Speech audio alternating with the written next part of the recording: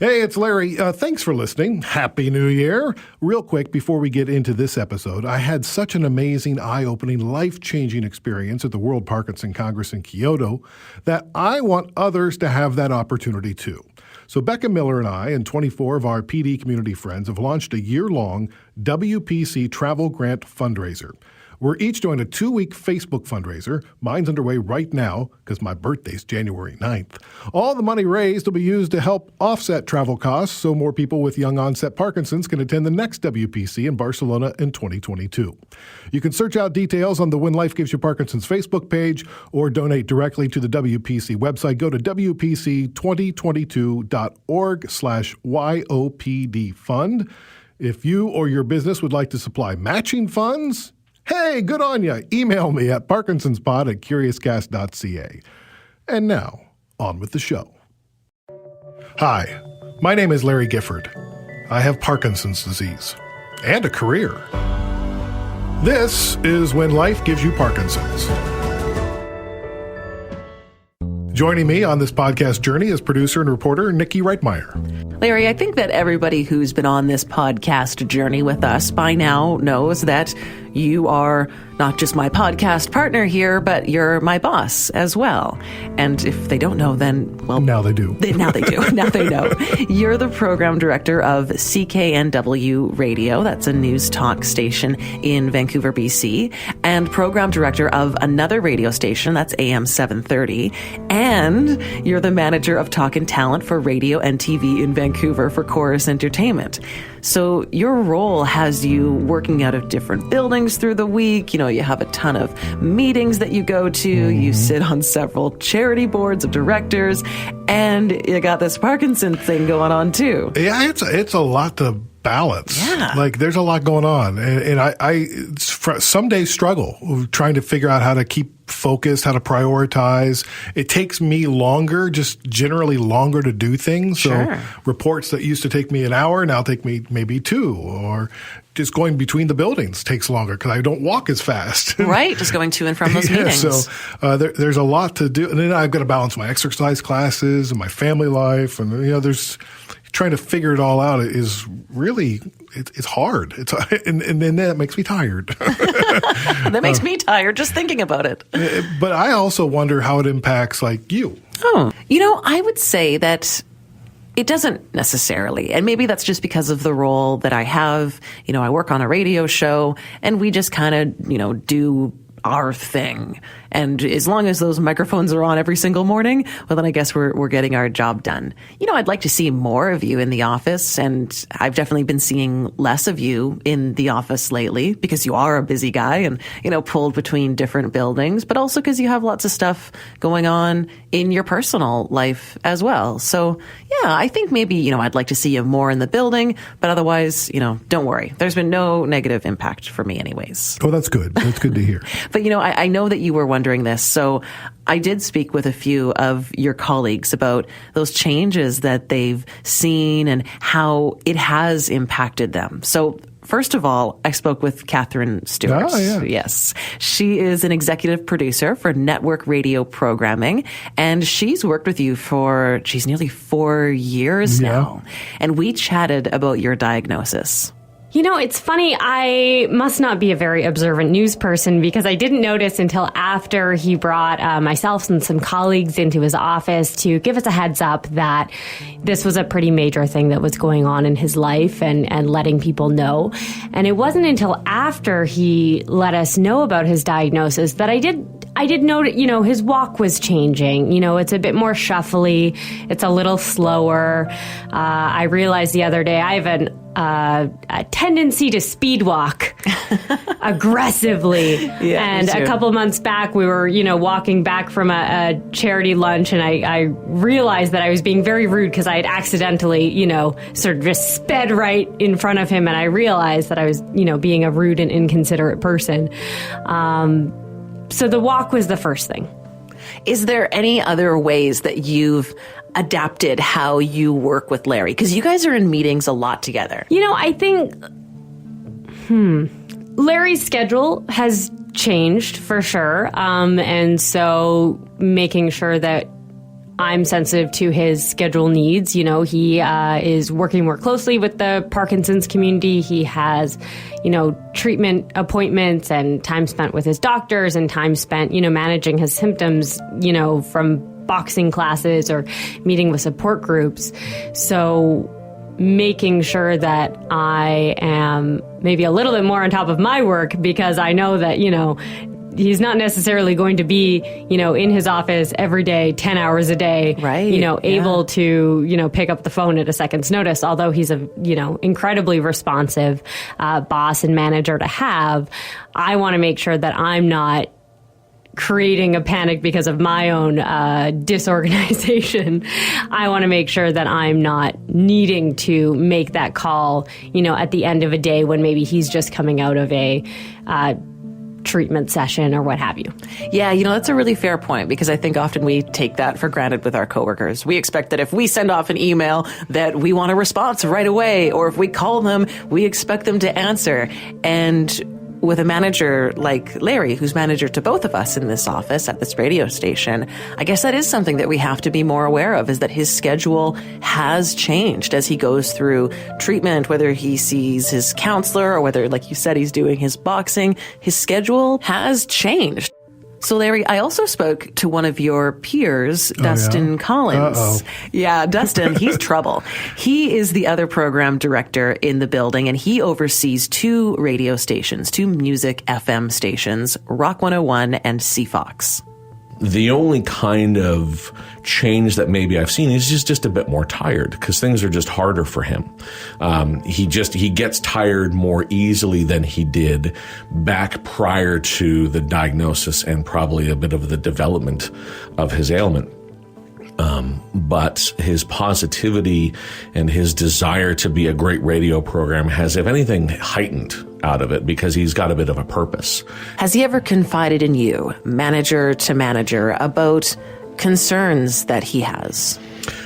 Yeah, just more so in just, manager to manager, it's sometimes easy to kind of lean on each other and take the mask off of being bright and I'm motivating my team and I'm going to be a bit of an empowering person, and hopefully people can kind of rise to my level of exuberance and enthusiasm. Right. But sometimes when you can kind of get people in the same kind of playing field to sit down and just, oh, Jesus, I'm tired. God, today's been a hard day. You can kind of take the mask off and just relax and complain about stuff. Be real about just how exhausting it can be. And that's the stuff that he'll share with me, is just, it's so exhausting because I have to focus on just how I move and how I can work while trying to balance a pretty full-on group of people to manage and inspire and lead. So it's those moments when we can sit down and maybe grab a drink and just kind of share and just say, wow, it's tiring. It's really hard and exhausting, balancing as well his life at home. Yeah. And being the parent of a young kid and trying to be there for his son and then being here. It's tough. Dustin's right. Finding that balance between work and home is really difficult. Yeah. Unfortunately, I think my family gets the short end of the stick. My wife, Rebecca, and I recently discussed how work is impacting my focus and attention at home. You are good at your job and you love your job. You're very present at your job, and it takes a lot of energy. So when you come home in the evenings, typically, and then by the end of the week, Friday night, Saturday morning, you're tired, understandably. People without a disease are tired in the evenings and on the weekends after a job like yours. And most jobs are like that. They require a lot of energy and attention. And then by the end of the week, that's why you have a weekend, so that you can recoup and recover. It just takes you longer to recoup and recover, and your crash is a little harder. Yeah, I can imagine that. You are, I'm sure, more physically and mentally tired at the end of every day. And at the end of the week, oh boy, it's like, it's a load off, and then you just sort of let things go. Is that crash Rebecca talked about and the exhaustion Dustin mentioned, is that part of your normal? I think it's normal for a lot of people with Parkinson's. I mean, everything is more effortful. So you exert more energy and it's going to take more out of you, right? Right, yeah. I did seek advice early on from my neurologist, Dr. Jonathon Squires. He's been on the podcast before. I asked him if he was diagnosed with Parkinson's at my age, what would he do? I would probably reevaluate my work-life balance a little bit and try to make sure that I'm ticking those items off the bucket list. I mean, if you have a lot of years, but the years have a tendency to get away from you. They tend to go by rather quickly. That's the advice I get from people that are 10 years, 15 years in. They're like, I wish I would have traveled more. Yes. Yeah. And you still can travel 10 to 15 years in. It just doesn't get any easier over time. And so I think you want to, if you want to go hike to Machu Picchu, sooner is better than later. You have to, I think you have to prioritize a little bit. And I think if you're younger and you're still working, then you have to look at your job and say, okay, I'm doing okay now. Where am I going to be at in 5 years? Where am I going to be at in 10 years? Do I need to scale back a bit? Do I need to make a career change?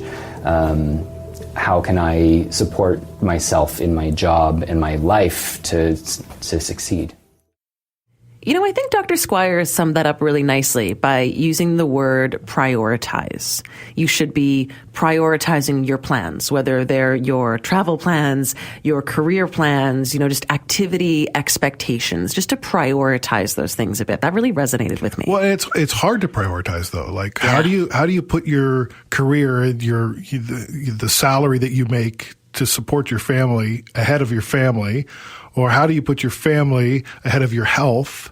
Like, you've got all these things that are competing and complementing each other at the same time. So it's really, it's a juggling act. Competing priorities that you have to prioritize. Right. And he talked about, finding, what it means for you to succeed. And your definition of success really matters here. For me, success is what keeps me driving harder and harder. I think I work harder to make sure that I'm doing my job to the level that I expect myself to be. I don't want to be the guy at the office who's good at his job for somebody who has Parkinson's. Right. I want to be good at my job. Yeah. And that's hard, and it takes a lot of effort. It's something that I've talked to a lot of people about, including the boys from the Sick Boy podcast, Brian Stever, Jeremie Saunders, and Taylor MacGillvary. You have this big job at a radio company where you're overseeing a lot of different projects, and you have this job where you're in your mid 40s and you have a lot of responsibilities. So how do you tell your colleagues and go to your place of employment and tell them that you have something that is degenerative like this? It's hard. I think everybody needs to do it if they have it, but it's hard because you don't know the reaction and you're scared. For me, I told my boss first, not too far after I was diagnosed, and took him out for a beer. It just said, hey, something I got to tell you. And I don't know what it means, what it's going to look like. And he was so supportive, and everybody that's above me in this company has been so supportive in everything I'm doing. And they're like, if you need time away, if you need us to buy special equipment like voice recognition software, whatever you need, ask us. Which is the response you want, but is also, from an emotional standpoint, it's like, wow, I'm valued, and you don't know until it's put to the test. Right. Yeah. And the fear is probably that it's the reverse of that, or maybe that you get some fluff answer, but it's really like, well, like maybe Larry won't be able to do his job anymore, so maybe we should replace Larry. Like, is that a thought that goes through your mind? Well, sure. And as time goes on, like, I don't know how fast I'm going to degenerate. And the other thing is, like you said, it's not likely not going to take your life anytime soon. So, I mean, you have a full life to still live, and you need to financially be able to support your family. And like, I can imagine that weighs on me a lot. Yeah, for sure. Well, when did you have that conversation with your boss? Well, it wasn't too long before I told you. It was after my first neurology appointment when they had just ruled out MS, and Parkinson's was really the only thing left it could be. They hadn't officially told me it was Parkinson's. Troy Reeb, the head of global news and chorus radio and station operations, is one of the guys that I pulled aside early on. So you're like Larry's boss's boss's boss. I think that there may only be two bosses in between. Larry's boss's boss. Right. Not the boss's That's boss's right. boss's boss. Correct. That's right. So, Correct. Troy, about 18 months ago, actually before my official diagnosis with Parkinson's, I pulled you aside and told you the doctors thought that I had Parkinson's. What went through your mind? What went through my mind was first this feeling of, oh God, you know what? Larry's one of our real great contributors. He's a wonderful guy.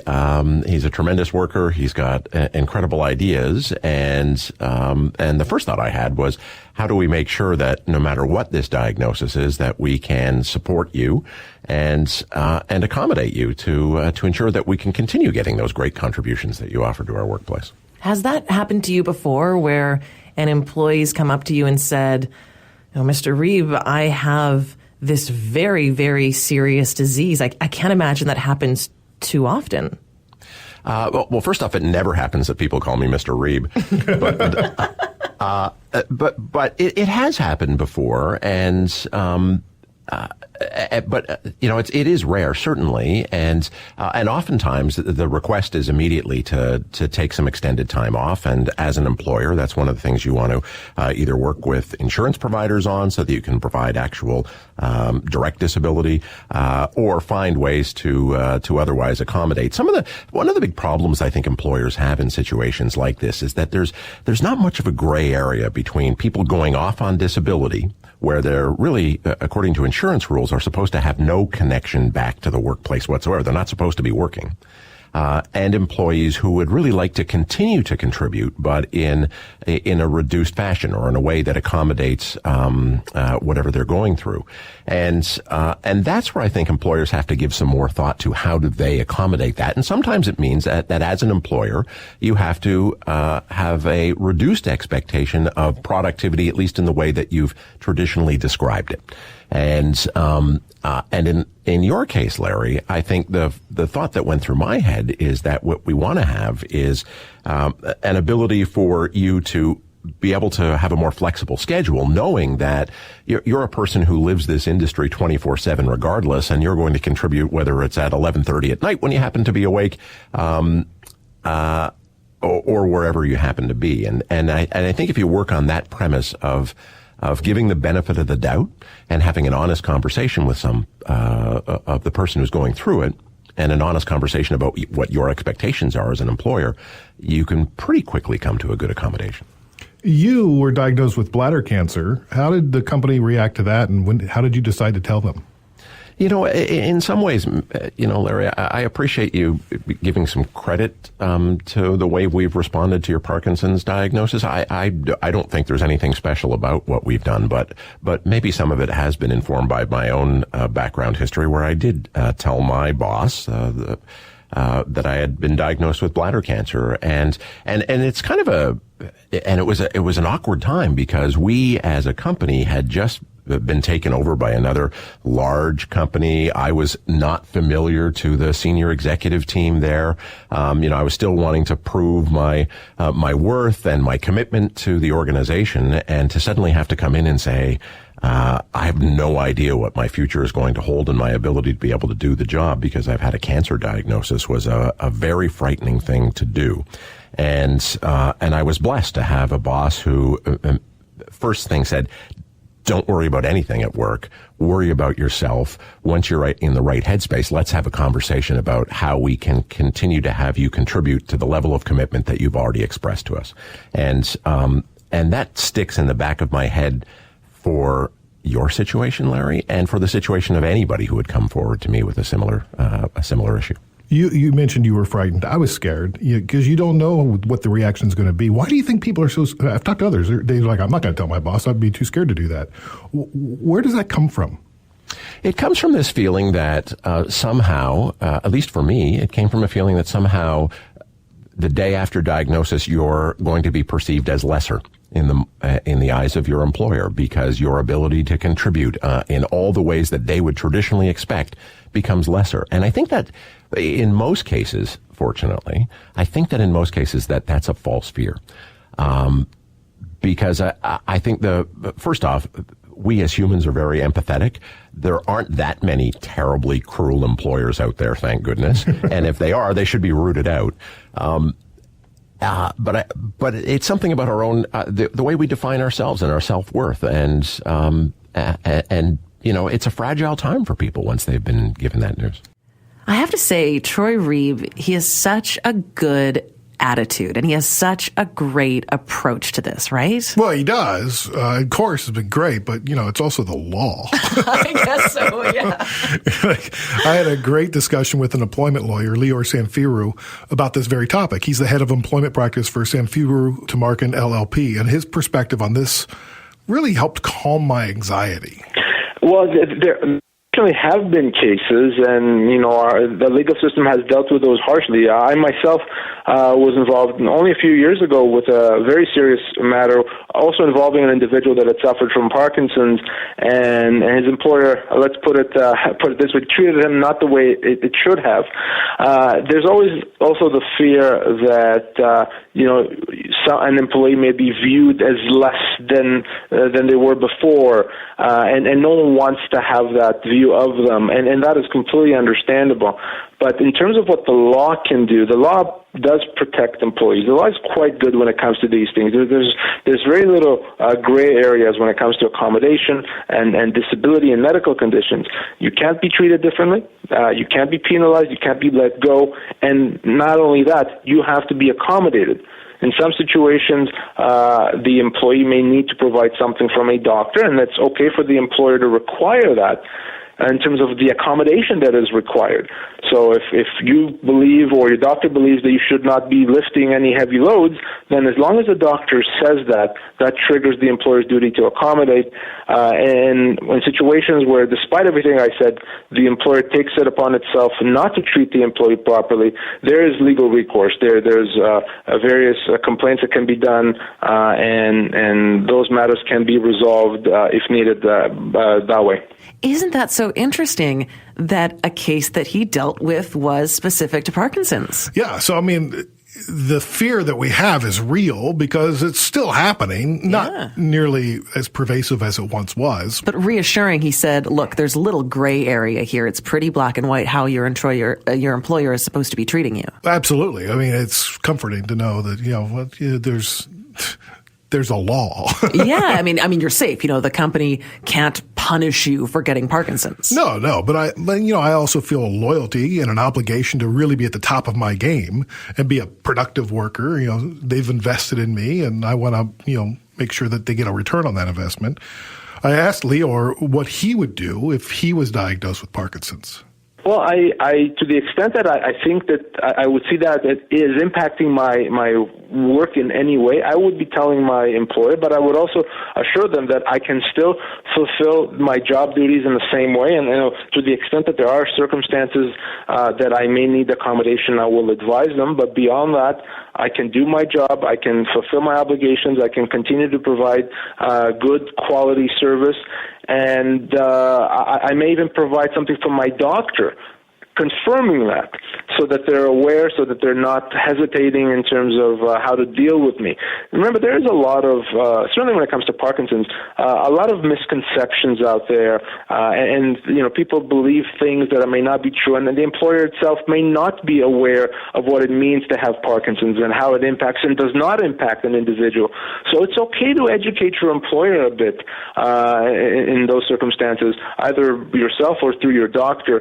Don't assume necessarily that the employer knows what it means to have Parkinson's, what it means to have a condition that slowly causes deterioration. They may not know and may not appreciate. They may think that you can't do the job as soon as you've been diagnosed. We all know that's not the case, but the employer may need to be informed and educated on that. So I think that education component is important, and I would do that and trust my employer to abide by its legal obligations and not to treat me any differently just because I have that condition.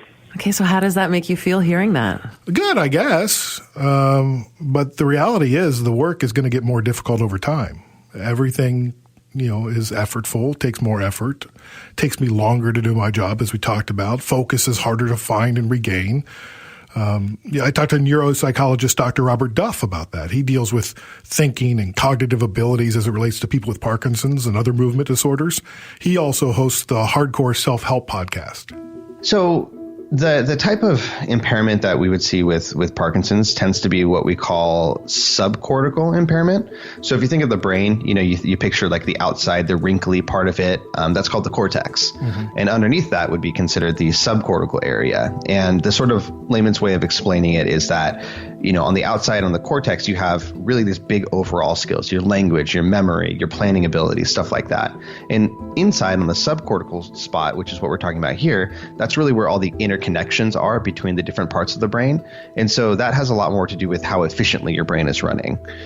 So in Parkinson's, what I've seen is that the cognitive impairment that happens really fits with the physical changes that happen, because in Parkinson's, what happens? You start to slow down. Your movements become a lot less efficient. They become a little more unpredictable, things like that. And with your cognitive abilities, what we tend to see is definitely a decrease in what we would call speed of processing, just the raw horsepower that you're working with. It doesn't make you an unintelligent person. It doesn't make you have poor judgment necessarily.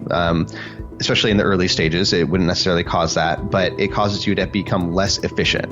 And really what it looks like is it looks a lot like the normal aging process with your brain, and your thinking skills just dialed up, just happening more quickly and to a greater extent.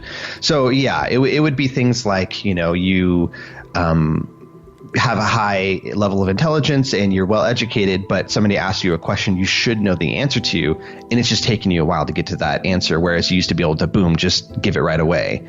Or word finding, you're talking and suddenly a word slips. And it's not that you've forgotten the word. You know what the thing is called. You know what the stapler is called or what the name of that actor is. But it's just taking you longer than it should for it to come back. You have to circle around to it or describe it in a different way. Those would be kind of day-to-day examples of that. You hear the phrase executive function. Mm-hmm. What is that, and how is that impacted by Parkinson's? Executive functioning those are the types of cognitive functions that are mainly governed by the frontal lobe of the brain, so the part that's like behind your forehead. And those are the higher level thinking skills. They call them executive because that's the part of the brain that manages everything else. So if you think about skills you might use in a workplace, that's a good way to think of it.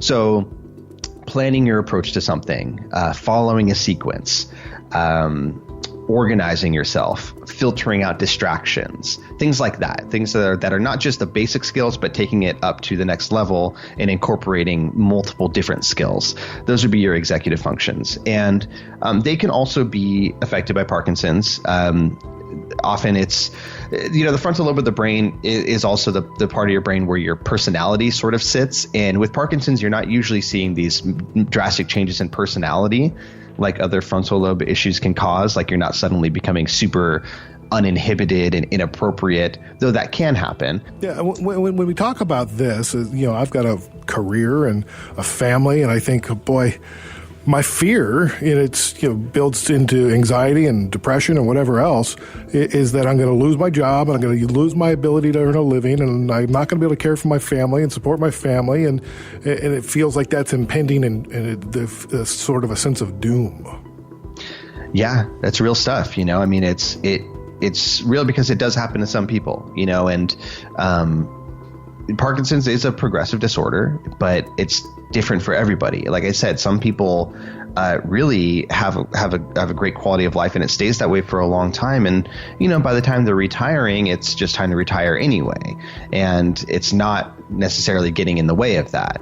For other people, it does. So it's legitimate to be concerned about that, and hopefully for you, that can be a bit of a pressure to try to do everything you can to maintain the things that you do have control over, things like how you're using your brain, things like how you're treating your body, the nutrition that you're getting, the types of exercise that you're getting and stuff like that. Because, there are a lot of things with neurological issues that we don't have a lot of control over, but making sure you're making it to your appointments, following your doctor's advice and taking good care of yourself, those are things you do. It's kind of nice to think that you have control, at least over something. Something. You know what I do for myself now? If I want like cashews, I used to they're kind of expensive. I just go buy the cashews and I eat the cashews. Or if I want ice cream, I'm going to have ice cream. Yeah. I don't second guess things now. Like if I have a craving for something, or if I want to do something, I just go, yeah, I'm going to do that. Good for you. I like that approach. Yeah. I should start factoring that into my own life a little bit more. I think everybody should. You only live once, right? One of the interesting aspects to your situation, in all seriousness, is that most people with Parkinson's are retired and they're not still in the workforce, but you are. Yeah, that's true. And I find comfort in talking to others like me about how they're balancing their work and home and Parkinson's. Jim Redmond is 47. You first met him in last week's Extra Dosage. Yes. He's married with 3 grown kids, a high school social science teacher in Ottawa. He was diagnosed 3 years ago, and like me, before the official diagnosis, he began to share with others that it was likely YOPD. There was no way to hide it because my tremor is in my right hand, my right arm, and it was going. There was not a lot that I can do, so I also coach volleyball at the school, and I don't know if I think I've heard that you've experienced this too. But when things become intense or emotional, the tremor kicks in just a little bit more. So I'm sitting down on the sidelines coaching a volleyball game, and it's an exciting rally or an exciting game, and my right arm is just going crazy. And the players are looking at me going, what's wrong with our coach here? And so I had to tell them first, that there, not that we knew what was going on, but there was something going on, and don't worry, it's not like I was angry at them or anything, but we're just figuring some stuff out. But then the administration at my school were incredibly supportive about what I was going through, and made sure to know that whatever it is that I needed, they were more than willing to try to accommodate. And if I needed any time off, don't hesitate to ask. And if we needed to adjust my schedule, then let's sit down and see what we can do. So, I guess I count myself very lucky that they were open to what was going on right from the start.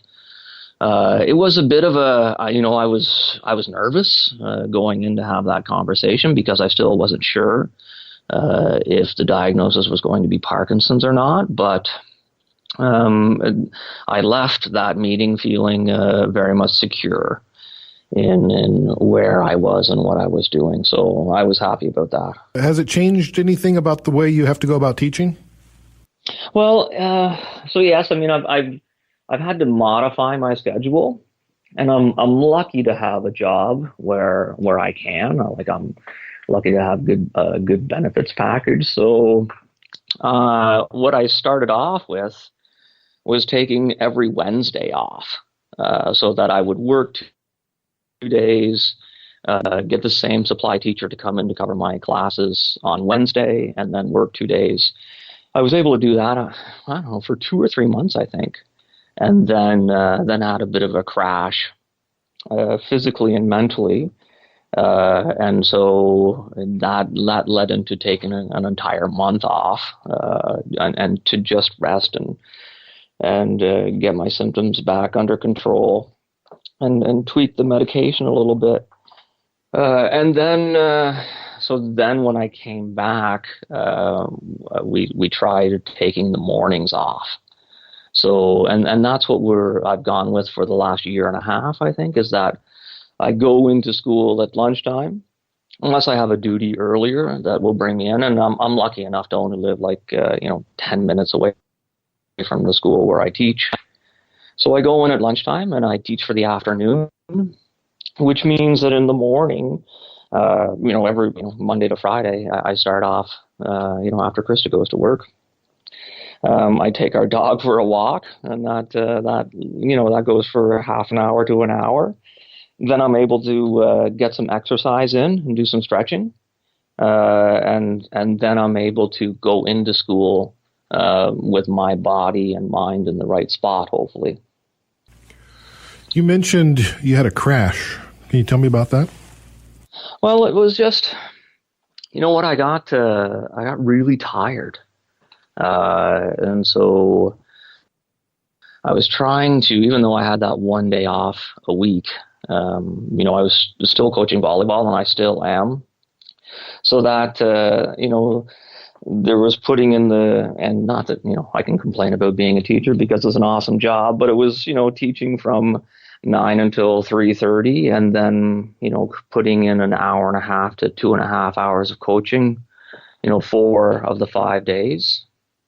And then, that day of rest, the Wednesday that was supposed to happen, I would have to try to cram in all my Parkinson stuff on that day. So doctor and neurologist or physio appointments, and making up for, not getting the exercise or the stretching in. So I found that I actually wasn't, the purpose of that day was to rest up a little bit, but I wasn't actually resting up.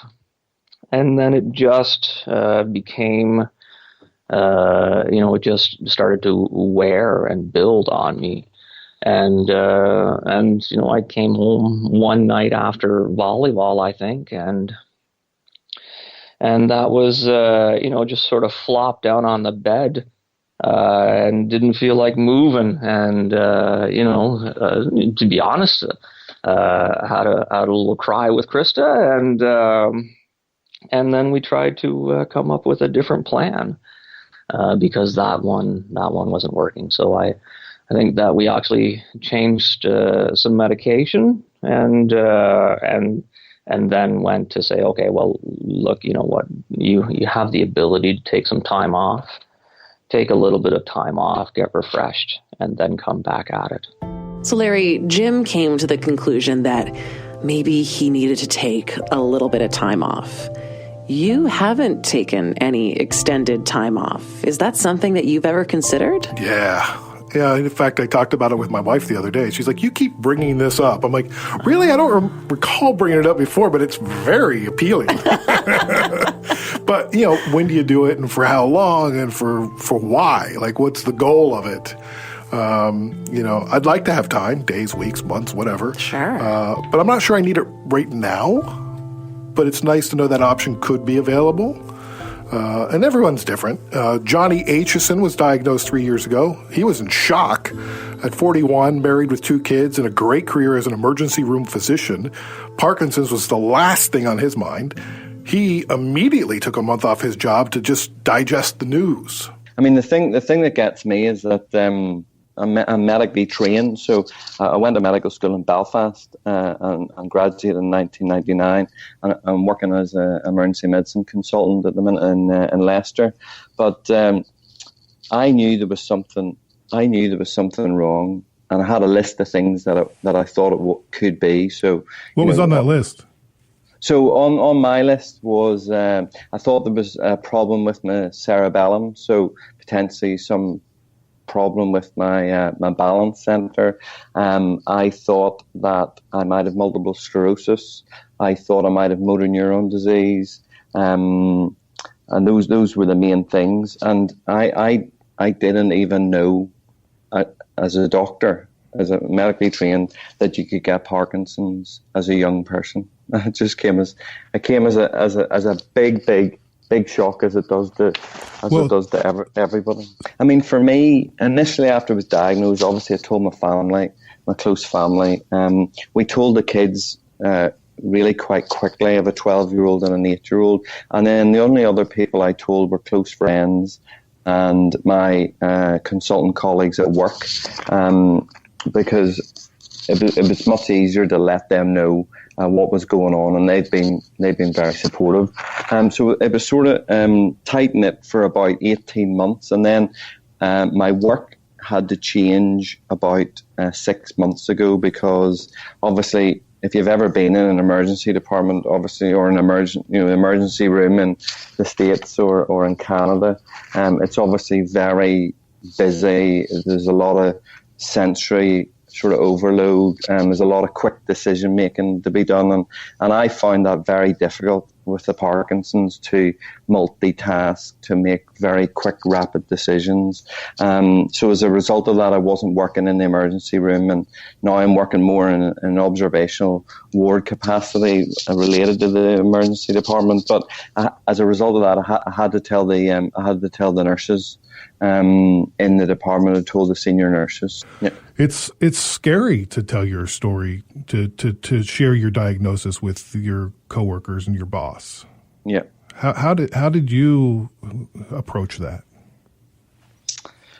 Well, in the 4 weeks that I was off after diagnosis, I thought, well, should I or shouldn't I? So I sort of weighed up the pros and cons, and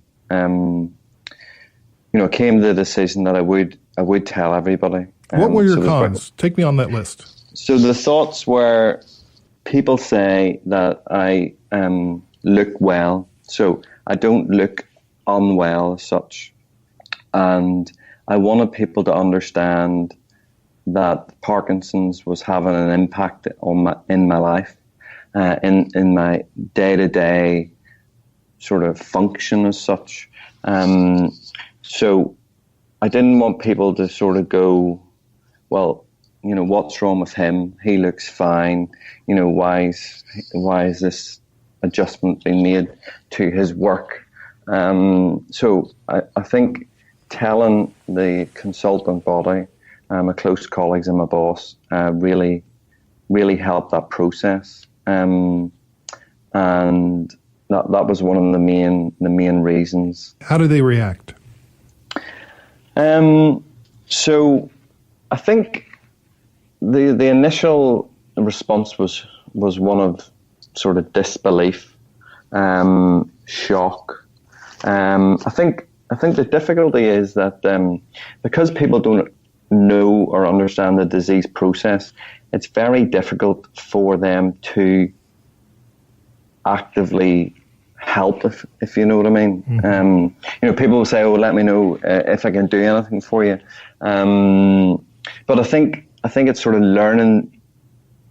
It's me learning about the disease process and helping to educate them so we can work well together still, if you know what I mean. So an example would be, I said to the head of service in a meeting a few months ago, I said, if you ever hear me in a meeting going, sort of pausing and going,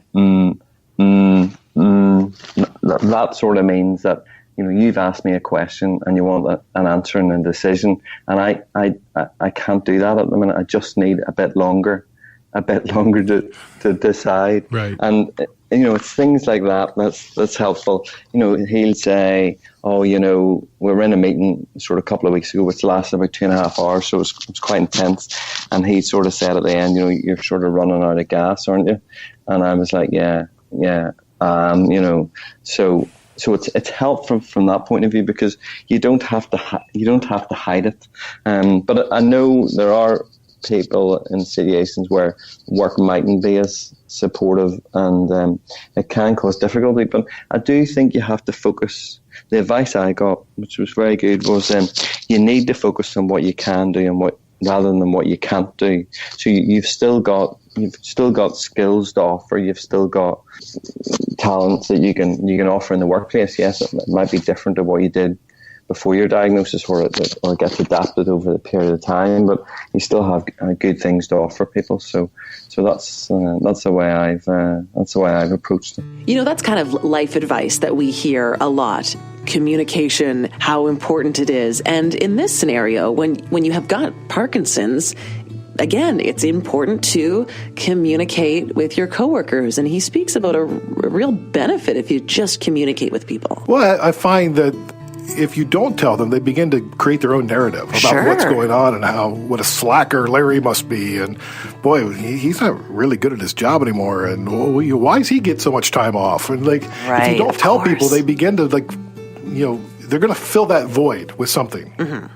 And so rather than have this rumor mill going on, let people know what's going on and really explain how it's impacting your life and what you need from them. I think that there is some wisdom, in telling your bosses early on and telling, your coworkers if that's something you're comfortable doing, because like you said, it's just human nature that people jump to conclusions about things. It's not always nice and sometimes it's nasty, but it's just human nature at the end of the day. Yeah, for sure. Would you recommend to someone else that they follow in your and Johnny's footsteps and have that conversation right away with coworkers? It worked for me, but I would really say it's a personal decision. It's up to each individual. Everybody's situation is different. Everybody's situation at their workplace is different. I asked employment lawyer Lior about, when should a person newly diagnosed with Parkinson's come forward and say, you should probably know I've got Parkinson's. Well, the first thing to consider is the timing of when you're going to share that news with the employer. Certainly for many people just diagnosed with Parkinson's, there won't necessarily be a direct impact on their work, on their ability to do the job, certainly not at the beginning or right after the diagnosis. So at that point, certainly there's no real reason as to why the employee may want to disclose that. There's nothing wrong with disclosing that information, but there's certainly no need to disclose that diagnosis. When it is required that the diagnosis be disclosed is when it starts impacting the workplace, when it's going to start impacting the person's job performance, their ability to do the job, the safety theirs and others in terms of the job. At that point, it becomes an issue that the employer needs to be aware of. And that is when the employee should advise their employer of that. But it's not just enough to say, just so you know, I've been diagnosed with Parkinson's. At that point, the employee needs to explain to their employer what that means in terms of their ability to do the job and what accommodation they may require in order to allow them to continue to be productive at work. Each episode, Larry sits down with his wife, Rebecca. Have you thought about what we're going to do when the day comes when I can't work? I have. How's that make you I feel? don't like to think about it very much. It's like the big elephant in the room. Well, we've set up our life a certain way. You love to work in an office. You love to work with people. You love your job. I love work as well, but in a very different way. I've worked freelance. I've worked outside of an office environment for more than 15 years. Yeah. I like having that freedom and flexibility.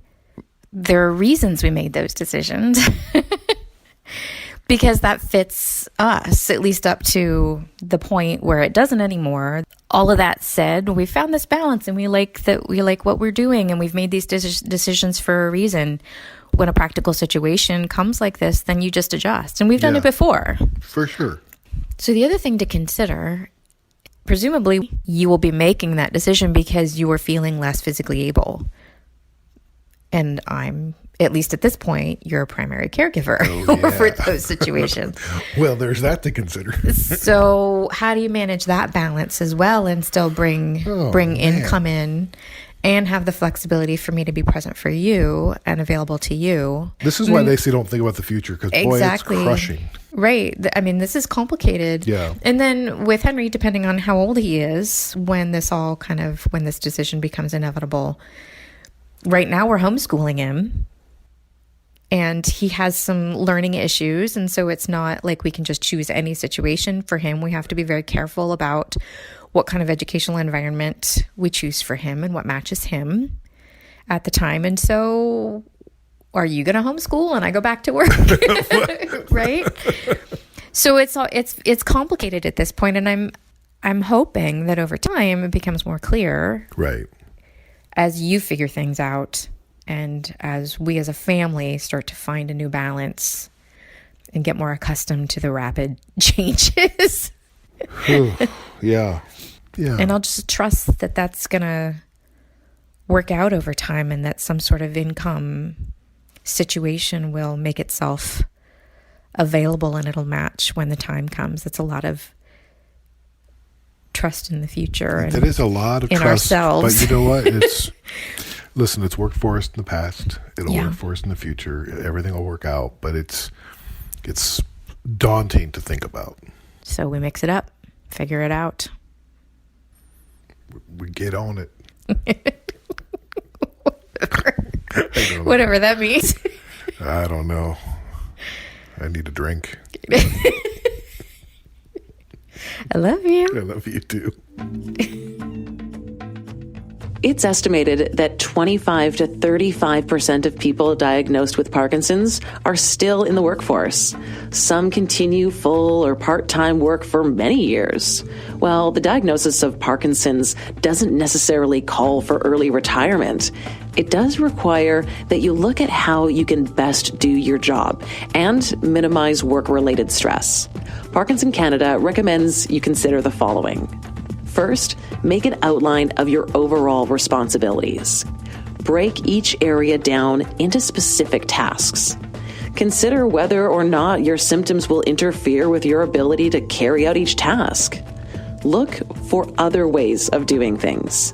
And create a schedule that enables you to address difficult or challenging tasks during your peak performance periods. And remember to set aside specific hours for time-consuming efforts like writing reports. Coming up on the next episode of When Life Gives You Parkinson's. How's Becky doing? My husband's changing, and it's scary. I hate that disease, and it was pretty easy to hate her because the disease lived in her. Yeah.